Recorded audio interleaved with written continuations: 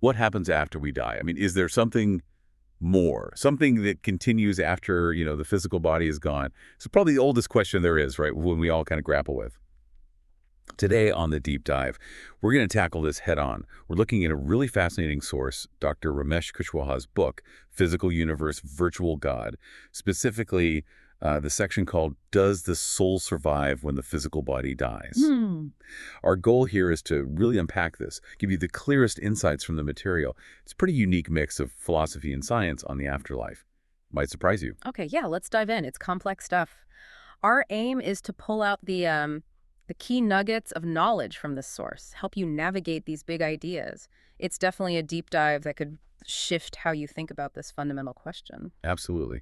And it really starts by just acknowledging how many different answers people have come up with across cultures, history. The sheer range of beliefs about what happens next is, well, it's huge. It really is. The source points this out right at the beginning. You've got Eastern traditions, for instance. Yeah. Hinduism, Jainism, Buddhism, they often talk about rebirth, reincarnation. A cycle. The soul keeps going in a way. A continuous journey. Exactly. But then you look at the Abrahamic faiths, Christianity, Judaism, Islam.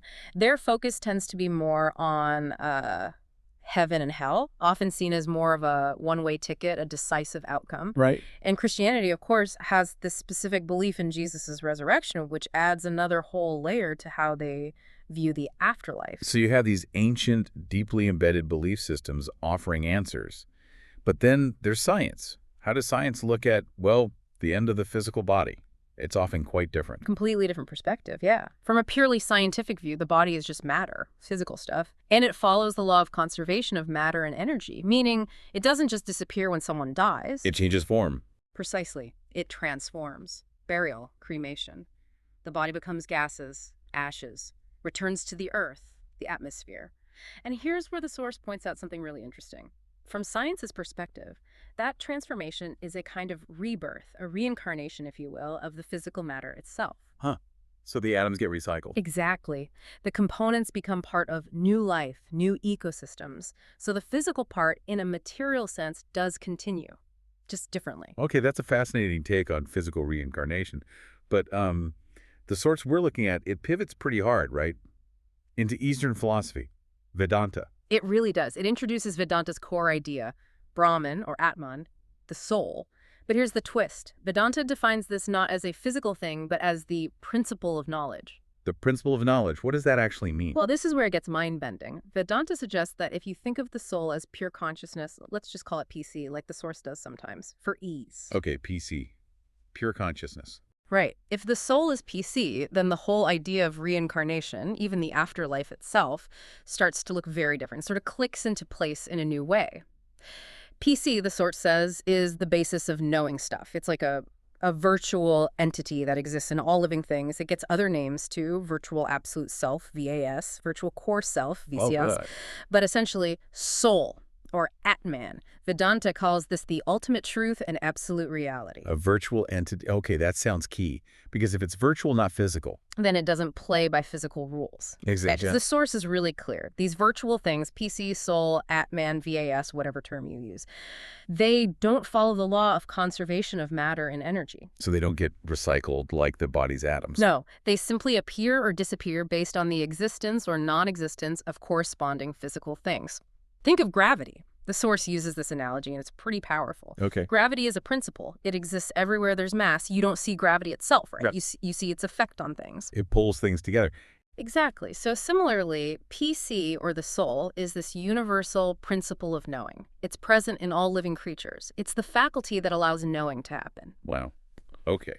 So if the soul is a principle like gravity, not a thing that travels around, what does that imply about its existence? Does it get born? Does it die? That's the radical part. If it's a principle like gravity, then no, it's not subject to birth or death. The source describes it as birthless, deathless, eternal, immutable.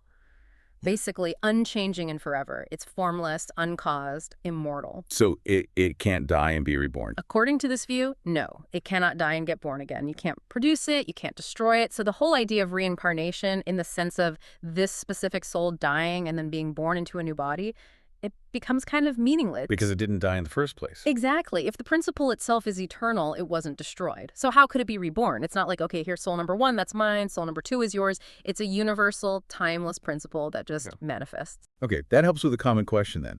If souls aren't individual things being created, where do new ones come from when, the population grows? Right.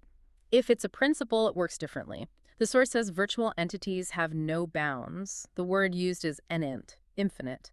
This infinite potential allows for the continuous manifestation of new instances of soul or PC. So when a new creature is born, it gets PC or VAS, as the source puts it.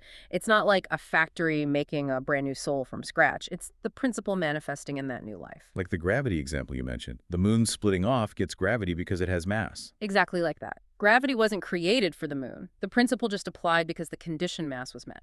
And crucially, this principle of knowledge, the soul or Atman, it can never exist out of living creatures. Just like gravity needs a physical body. Precisely. The principle needs the context of life to manifest. Okay, but I'm still wrestling with this.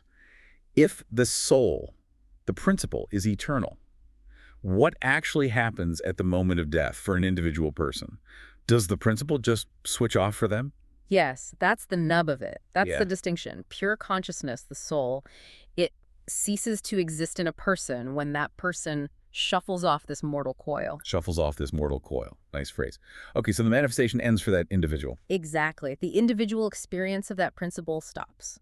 But the principle itself, Atman soul, as the principle of knowledge, it's eternal. It doesn't perish. Think gravity again. If a planet breaks apart into pure energy, the specific gravitational field of that planet is gone. But the principle of gravity didn't disappear from the universe. Got it. So PC, the soul, ceases to exist for a creature when that creature dies. But the principle endures. Right. Life and PC are inherently connected. One enables the manifestation of the other. Okay, let's bring this back to where we started then, heaven and hell.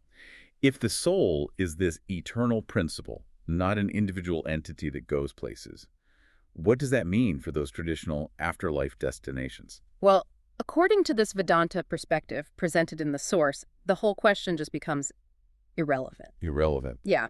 If PC, the soul, is just this principle of knowledge, the idea of it going somewhere like heaven or hell doesn't really compute.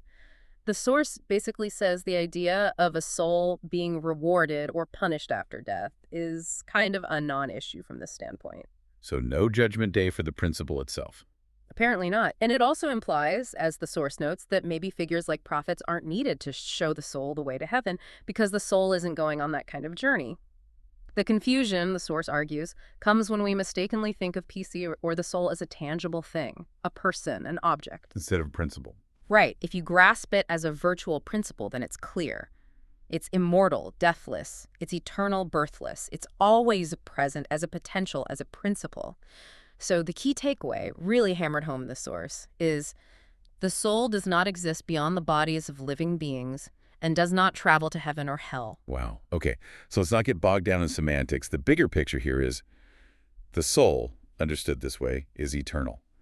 Full stop. That's the essence of the Vedanta view presented, eternal as a principle. But then, what's the point? If it's not about an afterlife journey, what does this understanding of the soul mean for us? Like right here, right now, what's the practical takeaway? Now that's where it gets really profound, I think. This soul, this PC or Atman, isn't just some abstract concept. It's what connects us. Connects us. To the universe, yes, but also to each other. The source calls it the source of our wisdom and intuition. So it raises this really important question.